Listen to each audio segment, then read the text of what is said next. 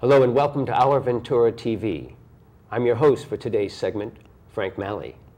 And I'm thrilled and honored and very pleased to have in the studio with me today my guest from Russia with love, an incredible young lady who has combined her knowledge of physical therapy with her love and passion of dance to become a teacher of dancing for PD, or Parkinson's disease. It's my pleasure to introduce Irina Dukhon. Hi, Frank. Thank you for having me. It's our pleasure, believe me. And I know our viewers will be very pleased to partake of the knowledge you're about to share about how you came to use your passion and love for dance as a healing medium. And what was the evolution? What is it about dance and music that can actually be beneficial for someone with Parkinson's disease in particular? Yeah, it's a very complex question. I think there are many, many answers to it. And if you think of dance in general, music in general, there's something very deeply ingrained in us that responds to music. And there have been studies to kind of investigate that and show that, you know, sometimes when you listen to a song, you naturally start tapping or doing something with your body. You're not even aware of doing that. Right. So that ability of the body to respond to music or sound is something that really plays a big part for people with Parkinson's, because it provides an external cue to move. The internal cue to move sometimes is impaired in that population. So music, and especially dancing to music, allows them to move in a way that may not be possible without. So what is actually happening in the brain of someone with Parkinson's disease? You talked about a cue. Mm-hmm. Are they not receiving a cue from somewhere in the brain? Yeah, the brain is a very complex organ. So we know so little, and we know a lot, but we know very little about it. So I wouldn't know how to answer that necessarily, exactly what happens, but there are some studies to show that it may actually work just as well as a medicine that they take, which is levodopa, which helps increase dopamine, a substance that's missing, and that controls movement. So actually music can assist with movement just as a drug can. So it becomes a really wonderful modality. Well, what is the difference between someone, like I personally, mm-hmm. before I talked with you, was unaware of the difference between Parkinson's disease and Alzheimer's, for instance. And would such a therapy work for them as well? Yeah, again, YouTube is a wonderful wealth of information, and there are videos to show that you can have a person who does have dementia, a severe dementia, a case of dementia, and then when they put the music on, that's something they can relate to. All of a sudden, the person lightens up and becomes alive and maybe starts speaking and moving in a way that wasn't seen before. So music has such a deep impact on us. It just, you know, if you listen to a song you like, everything about you becomes alive. Yeah. I've spoken to some of your students mm-hmm. After the classes, and that seems to be the general consensus all the way around, is that they come there and basically they've been hiding. They hide and they come to your class to shine, and they feel so inspired. And one gentleman even said he felt that it was almost not only therapeutic, but mm-hmm. It was almost like a spiritual experience. And so dance is by nature, you know, very healing. Yeah, it is, and it gives you the ability to express yourself. But yet there's something about the rhythm uh-huh. that stimulates, that I've been reading about. Yeah. That stimulates these cues, per se. Yeah. And in particular, they found that the tango mm-hmm.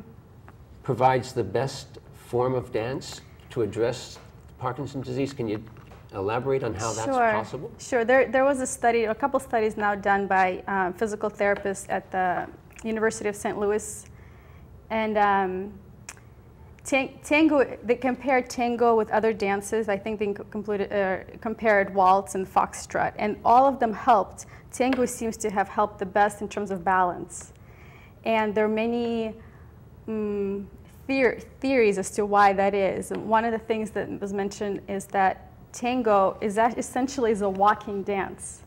You walk forward, you walk backwards, you change direction, which is what you do in every single day of your life, right? And so, there's not necessarily walk backwards, but yeah, go on. Right. But walking backwards is actually really important. So as a physical therapist, I know I always have people walk backwards because a lot of the falls, especially people with Parkinson's, are backwards. So this ability to step back. You can teach them the moonwalk like Michael Jackson, yeah. So this ability to reach back with the leg is very difficult for a lot of people. So if you're constantly practicing that, your ability to respond if there is a fall, if there's That's interesting that they tend to fall backwards. Yeah, it's pretty common, I think, for lots of people because there's no reaction time. So you're training. So there's this walking backwards, which is we regularly don't do as we age. We only walk forward because we want to see and all kinds of things. There's this rhythm. There's this constant, consistent beat and rhythm. You have a partner. So that's another sort of cue. So you're walking towards your partner, which that cue, the external cue, is very important in initiating movement. And of course, because tango has a lot of stop and go kind of moves, so you walk, you pause, you walk, you pause, walk, pause, and that initiation of movement is something that's also a challenge. There's a, it's one of the symptoms that people with Parkinson's do have. It's this initiation. It's difficult to begin moving, so it gets rehearsed. Well, that's another thing I wanted for you to elaborate on is the different symptoms that are associated with Parkinson's. Most people just are aware of the tremors, but there's other symptoms. Yeah, as well. there are many symptoms: tremors, stiffness in the body. This called fascinating gait, meaning that people get to shuffle. They take small steps, which also tango can address because you can walk taking a larger step. Oh, the tango's taking larger steps. Right? You can also, so it addresses that. It also addresses that. And of course, those are the sort of called the motor, what you can see, but there's also changes in memory. There's also, because dopamine is reduced significantly, may cause some depression. So it impacts the whole person. So this dance form is not meant to take the place of medications like dopamine or anything. It's just simply an enhancement or a therapeutic tool. It is one modality. It's definitely what seems to be a very powerful modality. Now, we mentioned that you met Michael Jackson in passing, but there's another Michael who's very, like almost the face of Parkinson's disease now, is Michael J. Fox. My understanding was that people that are prone to get this disease are like 50 to 60, and over, but he got it at 29, so how is that possible? Yeah, there seem to be more and more cases where people get diagnosed sooner than later. So there are people in their 20s and 30s who do get that. And I think it's second most prevalent neurological disease in the U.S. Well, I heard something like 1 out of every 500 people over 60. Yeah, that's very likely. I mean, if you look at statistics, they're... Yeah, that's I know. It's difficult to say, but definitely the most consistent number I see is over 1 million. But it could be more. I wanted to ask you about your trip that brought you from Russia to the United States, because I opened up saying that you were from Russia with love, and I'm sure by now our viewers can see that you're a very compassionate and loving being. Thank you. So was it actually your parents just wished to move here? Were they under persecution of any sort? Well, my Russia is a different place to live, and my parents really wanted their children to have a better opportunity in America. Like most immigrants who come to America, this is the beacon of freedom and opportunity.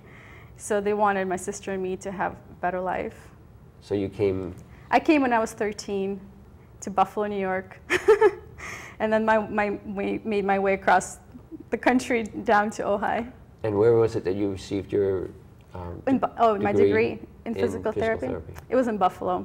Yeah, I graduated, and then I have a master's in physical therapy, and then I graduated and moved to Seattle, and I worked there for 10 years. I think it's wonderful that you've taken your career and merged it with your passion. Yeah. to create a healing experience. Yeah, I love to dance, and I would much rather use my talent, something that I'm excited about and passionate about, to offer that as a service, and use that as a way to help the world. So that's sort of the underlying reason for why I do that. Very good. What can someone expect if they were to come to one of your classes? I mean, what does a class dancing with Parkinson's disease look like? Well, it's fun. The first word that comes to mind is fun. It's an atmosphere that's relaxed, that's joyful. We sing, we dance, we laugh, tell jokes, and the music is different. I pick different music. I ask for people to give me something that they like, so I can incorporate the music that everyone likes. And we do a lot of dancing and sitting, and then we do some dancing and standing and across the floor. We do some tango and waltz and cha-cha, you name it. Gee, it makes me want to come to the class. I don't know about anybody else. You're welcome. Anytime. All right, I'll take you up on that. When is that class, by the way, and where? Oh, it's every Monday at the Ojai Arts Center from 1 to 2. And it's by donation. It's a $5 donation, suggested donation. So essentially it's a free class.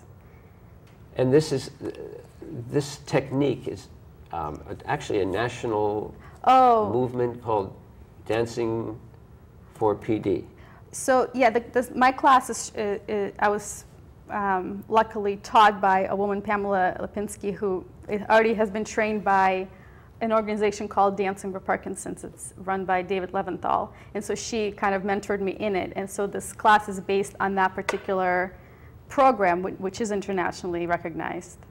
And then I plan on going and becoming certified by Dance for PD in the next few months. So if someone wants to get in touch with you, maybe interested in your class personally, or have a friend or family member who has Parkinson's disease, or they think this might be beneficial? Sure. How do they? What's the best way to contact you? Well, the easiest way, most likely, is finding my Facebook page. It's called Dancing Through Life, and Dancing Through Life. Dancing Through Life.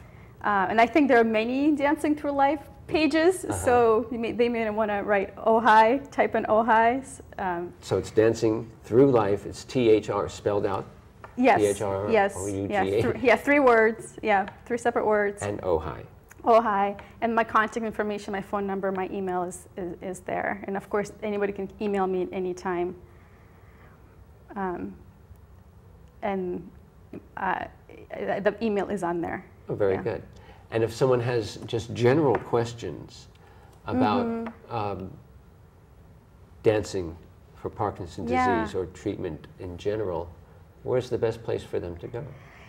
Like I said, YouTube is a wealth of information, but also Dance for PD is it's danceforpd.org. It has a lot of information about that particular program, which is started by Mark Moore's dance group Dancers in New York. So there's a wealth of information there. All right, terrific. Irina, is there anything else you'd like to share before we close our show today? Well, I just wanted to thank you for having me. I'm very grateful to be here and have a chance to talk about this love of mine. And I just hope that I can create a space of joy, and that anyone is welcome to come. But thank you for having me. Believe me, it is our pleasure and the pleasure of our viewers. Thank you. So thank you for joining us. Until next time, I'm Frank Malle.